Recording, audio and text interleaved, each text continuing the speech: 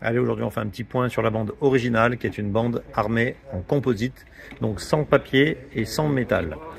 Donc on la plie toujours avec les écritures vers l'intérieur, donc comme ceci. Voilà, on pense bien à couper les bords en haut et en bas à 45 degrés, parce que sinon ça s'évase un petit peu. Voilà, donc pour poser sur un angle donc à 90 degrés, donc je mets mon enduit, je plie ma bande, je rappelle qu'elle est à mémoire de forme, donc pour un angle à 90 degrés, je vais la plier à environ 85 degrés, d'accord. Et pour les angles ouverts comme ceci, donc je la plie dans un premier temps correctement, et puis ensuite je la réouvre un petit peu pour venir la mettre, donc vous voyez, avec un angle beaucoup plus plat, d'accord, pour la mettre dans l'angle intérieur ici. Voilà, et là je la poserai avec les écritures vers moi.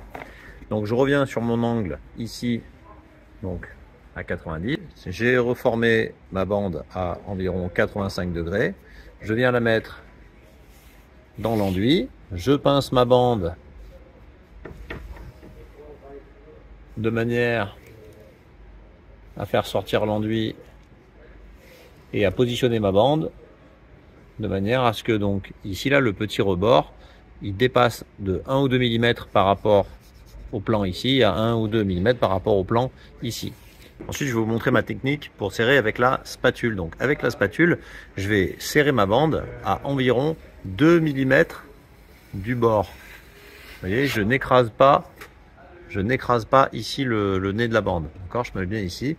Et si on regarde bien, vous voyez, j'ai créé ma charge ici là. Et donc je vais faire pareil de l'autre côté.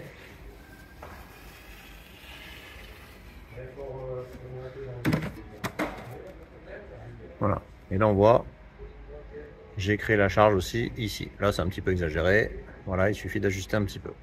Ok. Une fois que c'est fait, moi je vous invite à laisser sécher 2-3 minutes le temps que la bande elle prenne un petit peu. Si jamais il y a un petit peu, des fois on voit un petit peu de l'enduit ressortir par les petits trous là, c'est pas grave du tout.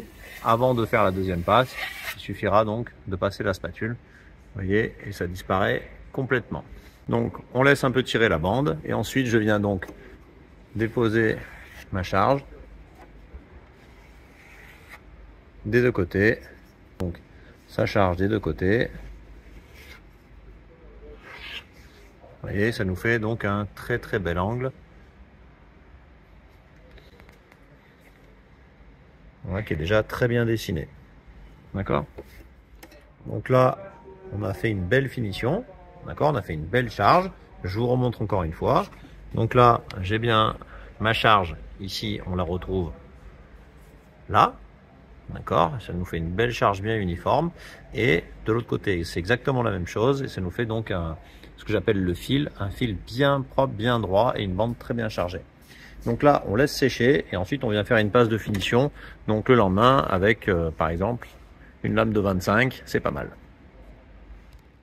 Et voilà, avec une petite passe de finition, ça nous fait vraiment un très très bel angle.